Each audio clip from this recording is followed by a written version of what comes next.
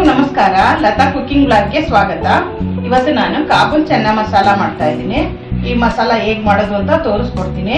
ಈ ವಿಡಿಯೋ ನೋಡೋ ಮುಂಚೆ ನೀವು ನಮ್ಮ ಚಾನಲ್ಗೆ ಸಬ್ಸ್ಕ್ರೈಬ್ ಆಗಿ ಹಾಗೆ ಪಕ್ಕದಲ್ಲಿ ಕಾಣೋ ಬೆಲ್ ಬಟನ್ ಪ್ರೆಸ್ ಮಾಡಿ.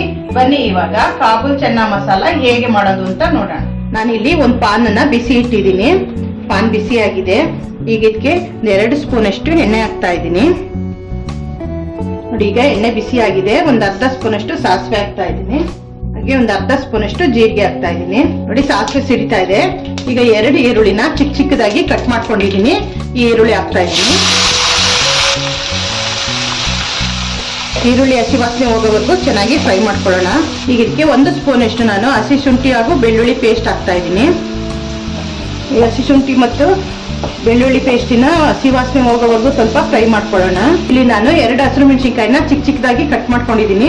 ಈ ಹಸಿರು ಮೆಣಸಿನ್ಕಾಯಿ ಹಾಕ್ತಾ ಇದ್ದೀನಿ. 2 ಟೊಮೊಟೊನ ಚಿಕ್ಕ ಚಿಕ್ಕದಾಗಿ ಕಟ್ ಮಾಡ್ಕೊಂಡಿದ್ದೀನಿ. ಈ ರೀತಿ ಕಟ್ ಮಾಡ್ಕೊಂಡಾದ್ರೂ ಹಾಕ್ಬೋದು, ಇಲ್ಲ ಇದನ್ನೇ ರುಬ್ಬಿಬಿಟ್ಟು ಪೇಸ್ಟ್ ತರ ಮಾಡಿ ಆದ್ರೂ ಹಾಕ್ಬೋದು. ಆಗ ಗ್ರೇವಿ ಚೆನ್ನಾಗಿ ಬರುತ್ತೆ. ಟೊಮೊಟೊ ಎಲ್ಲ ಹಸಿ ವಾಸನೆ ಹೋಗೋವರೆಗೂ ಚೆನ್ನಾಗಿ ಫ್ರೈ ಆಗಲಿ. ಅರ್ಧ ಸ್ಪೂನ್ ಅಷ್ಟು ಅರಿಶಿನ ಪುಡಿ ಹಾಕ್ತಾ ಇದ್ದೀನಿ. ಒಂದು 1/4 ಸ್ಪೂನ್ ಅಷ್ಟು ಗರಂ ಮಸಾಲ ಹಾಕ್ತಾ ಇದ್ದೀನಿ. ಎರಡನ್ನು ಚೆನ್ನಾಗಿ ಮಿಕ್ಸ್ ಮಾಡೋಣ. ಈಗ 1 ಸ್ಪೂನ್ ಅಷ್ಟು ನಾನಿಲ್ಲಿ ಅಚ್ಚ ಖಾರ ಪುಡಿ ಹಾಕ್ತಾ ಇದ್ದೀನಿ. ಖಾರ ಎಷ್ಟು ಬೇಕಷ್ಟು ನೋಡ್ಕೊಂಡು ಹಾಕೋಬೇಕು. 1 ಸ್ಪೂನ್ ಅಷ್ಟು ಧನಿಯಾ ಪುಡಿ ಹಾಕ್ತಾ ಇದ್ದೀನಿ. ಚೆನ್ನಾಗಿ ಮಿಕ್ಸ್ ಮಾಡ್ಕೊಳ್ಳೋಣ. ನೋಡಿ, ಈಗ ಮಿಕ್ಸ್ ಆಗಿದೆ. ಈಗ ಇದಕ್ಕೆ ಸ್ವಲ್ಪ ನೀರು ಹಾಕ್ತೀನಿ. ನಮಗೆ ಗ್ರೇವಿ ಎಷ್ಟು ಬೇಕಷ್ಟು ನೋಡ್ಕೊಂಡು ನಾವು ನೀರು ಹಾಕೋಬೇಕು. ಈ ಮಸಾಲ ಎಲ್ಲ ಚೆನ್ನಾಗಿ ಕುದಿಬೇಕು. ಈಗ ರುಚಿಗೆ ತಕ್ಕಷ್ಟು ಉಪ್ಪು ಹಾಕ್ತಾ ಇದ್ದೀನಿ. ಇಲ್ಲಿ ನಾನು ಪುಡಿ ಉಪ್ಪು ಹಾಕ್ತಾ ಇದ್ದೀನಿ. ಎಲ್ಲ ಒಂದ್ಸಲ ಮಿಕ್ಸ್ ಮಾಡ್ಕೊಳ್ಳೋಣ. ಈಗ ನಾನಿಲ್ಲಿ 1 ಸ್ಪೂನ್ ಅಷ್ಟು ಚೆನ್ನ ಮಸಾಲ ಪೌಡರ್ ಹಾಕ್ತಾ ಇದ್ದೀನಿ. ಈಗ ಇದು ಚೆನ್ನಾಗಿ ಮಿಕ್ಸ್ ಮಾಡ್ಕೊಳ್ಳೋಣ. ನೋಡಿ, ಇಲ್ಲಿ ಕಾಬೂಲ್ ಕಡಲೆಕಾಳನ್ನ ನಾನು 8 ಗಂಟೆ ಕಾಲ ನೆನೆಸಿ ಕುಕ್ಕರ್ನಲ್ಲಿ ಸ್ವಲ್ಪ ನೀರು ಹಾಕಿ 2 ವಿಷಲ್ ಬರೋವರೆಗೂ ಚೆನ್ನಾಗಿ ಬೇಯಿಸ್ಕೊಂಡಿದ್ದೀನಿ. ನೋಡಿ, ಚೆನ್ನಾಗಿ ಬೆಂದಿದೆ. ಈ ರೀತಿ ಬೇಯಿಸ್ಕೋಬೇಕು. ಈಗ ಈ ಕಡಲೆಕಾಳನ್ನ ಹಾಕ್ತಾ ಇದ್ದೀನಿ. ಇದನ್ನೆಲ್ಲ ಚೆನ್ನಾಗಿ ಮಿಕ್ಸ್ ಮಾಡ್ಕೊಳ್ಳೋಣ.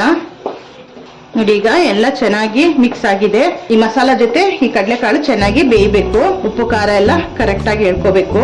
ಈ ಚೆನ್ನ ಮಸಾಲ ಪೂರಿ ಚಪಾತಿಗೆಲ್ಲ ತುಂಬಾ ಚೆನ್ನಾಗಿರುತ್ತೆ. ನೋಡಿ, ಈಗ ಚೆನ್ನಾಗಿ ಕುದೀತಾ ಇದೆ. ಈಗ ಸ್ವಲ್ಪ ಕೊತ್ತಂಬರಿ ಸೊಪ್ಪು ಹಾಕ್ತಾ ಇದ್ದೀನಿ. ಈಗ ಇದನ್ನೆಲ್ಲ ಚೆನ್ನಾಗಿ ಮಿಕ್ಸ್ ಮಾಡ್ಕೋಬೇಕು. ಈಗ ಇದನ್ನ 1 ನಿಮಿಷ ಮುಚ್ಚಿಟ್ಬಿಡೋಣ.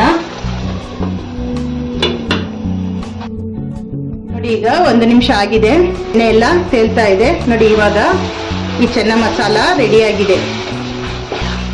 ನೋಡಿ, ಬಿಸಿ ಬಿಸಿಯಾದ ಕಾಬೂಲ್ ಚೆನ್ನ ಮಸಾಲ ರೆಡಿ ಆಗಿದೆ. ಪೂರಿಗೆ, ಚಪಾತಿಗೆ, ದೋಸೆಗೆಲ್ಲ ತುಂಬಾ ಚೆನ್ನಾಗಿರುತ್ತೆ.